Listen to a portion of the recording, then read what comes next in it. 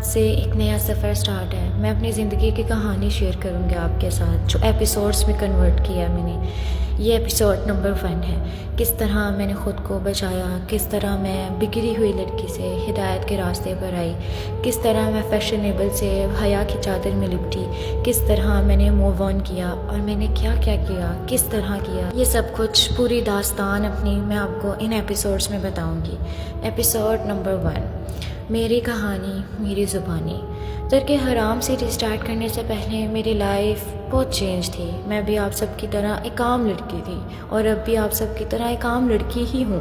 میں بھی حرام ریلیشن شپ میں انوالو تھی، مگر کہتے ہیں نا، ہدایت اسے ہی ملتی ہے جو ہدایت چاہتا ہے۔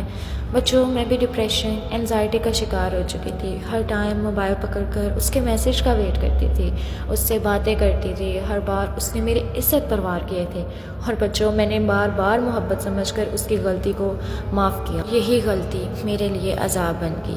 اسی غلطی نے مجھے عام کر دیا اس کے لیے۔ میں جو کر رہی تھی، میں جانتی تھی بچوں یہ گناہ ہے۔ ہر بار اللہ سے بس یہ کہا کرتی تھی، اللہ مجھ میں ہمت نہیں ہے چھوڑنے کی، میں اسے نہیں چھوڑ سکتی، کبھی سوچ کر بھی نہیں چھوڑ سکتی، کبھی خیال میں بھی نہیں چھوڑ سکتی، کیونکہ بچوں مجھے اس کی عادت تھی۔ ہم جس کے ساتھ رہتے ہیں نا، اس کی ہمیں عادت ہو جاتی ہے۔ بس میں پھر بھی اللہ تعالیٰ سے یہی کہتی تھی، میں جانتی ہوں یا اللہ یہ گناہ ہے، پر میرے بس میں نہیں ہے کچھ بھی، آپ میرے لیے بہتر کرو، آپ چاہو تو آپ سب کر سکتے ہو۔ میں جب بھی اس کے ہاتھوں بچوں ذلیل ہوتی تو ہمیشہ اللہ تعالیٰ کی طرف جاتی، اللہ کے سامنے روتی، اللہ کو بتاتی، مگر میں یہی کہتی تھی کہ پتہ نہیں یہ کیوں بدل گیا ہے۔ جو شروع میں مجھ سے گھنٹوں باتیں کرتا تھا، وہ اب کیوں مصروف ہو گیا ہے۔ مجھے ویٹ بزی کا کہہ کر ہر ٹائم آن لائن رہنا اس کا، یہ سب چیزیں مجھے بہت تکلیف دیتی تھی۔ پر میں اللہ سے دعا کرتی تھی، اللہ میں دور ہونا چاہتی ہوں ان سب سے، اور میں آپ کی محبت حاصل کرنا چاہتی ہوں۔ ایک بار، بس ایک بار مجھے دکھا دو کہ یہ میرے ساتھ چیٹ کر رہا ہے۔ پھر وہ کہتے ہیں نا، اللہ کہتا ہے مجھ سے زیادہ جس کو بھی چاہو گے اسی کے ہاتھوں رسوا ہو جاؤ گے، اسی کے ہاتھوں توڑ دیے جاؤ گے۔ پھر مجھے اللہ نے اس کا اصلی چہرہ دکھایا اور کہا، بتا میرے بندے، کون ہے تیرا میرے سوا۔ مگر بچوں، میں اس سے بھی نہیں سنبھلی تھی، میں نے اس کو بھی معاف کیا۔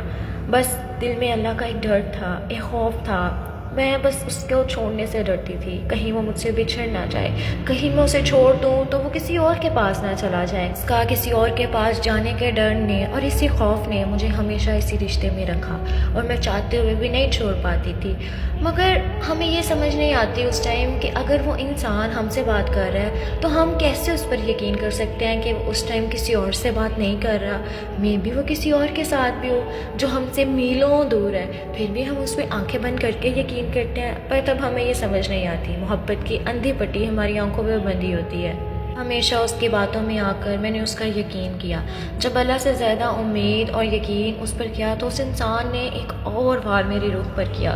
پھر میں نے کہا، اللہ آپ کوئی راستہ دکھاؤ جو میں سیدھی راہ پر آ جاؤں، جیسے آپ کو موٹیویشن میں دیتی ہوں، جیسے میں آپ کو موٹیویٹ کرتی ہوں، اسی طرح کوئی ایسی ویڈیو آئے جو میرے دل میں بیٹھ جائے۔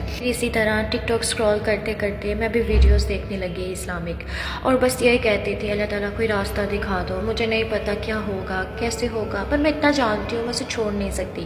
جب میں ویڈیوز دیکھتی تھی، میں اسکرولنگ کرتی تھی تو کئی اسلامک ویڈیوز میری روح کو ہلا کر رکھ دیتی تھی، مجھے رلا دیتی تھی، لیکن میں پھر بھی نہیں سنبھلتی تھی۔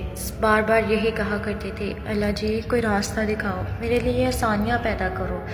ہم کہتے ہیں نا بچوں کہ اللہ تعالیٰ ہماری دعا نہیں سنتے اور ہم مایوس ہو جاتے ہیں، مگر یقین کرو بچوں، اللہ ہمارے بہت قریب سے سنتا ہے، مگر ہم شک میں رہتے ہیں کہ پتہ نہیں وہ اللہ سنے گا یا نہیں، پتہ نہیں وہ میرے لیے بہتر کرے گا نہیں۔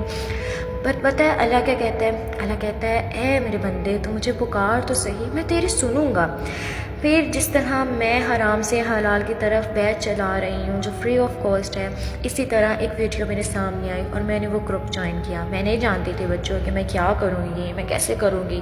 میں نے زندگی کے آج تک اتنے سالوں میں کبھی کوئی گروپ جوائن نہیں کیا، مجھے نمبر لیک ہونے کا ڈر تھا، مگر پتہ نہیں وہ گروپ میں نے کیسے جوائن کر لیا۔ میرے ہاتھ آٹومیٹیکلی چلے، میرے ہاتھوں نے آٹومیٹیکلی ڈی ایم میں میسج کیا انہیں۔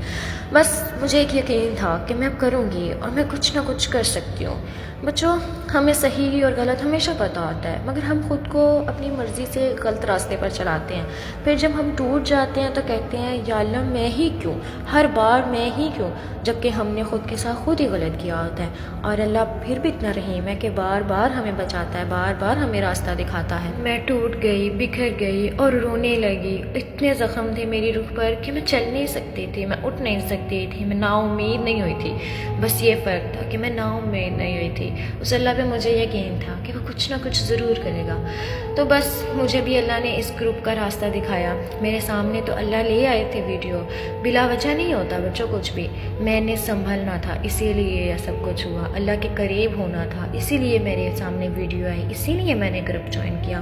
منزل تک تو بچوں اللہ لے آتا ہے، بار بار دکھاتا ہے کہ ابھی بھی موقع ہے، مگر یہ ڈیپینڈ ہم پہ کرتا ہے کہ ہم وہ موقع ویسٹ کرتے ہیں یا اس موقع پر ایک سٹیپ لے کر اپنے نفس کو روک کر اپنی زندگی بدل لیتے ہیں۔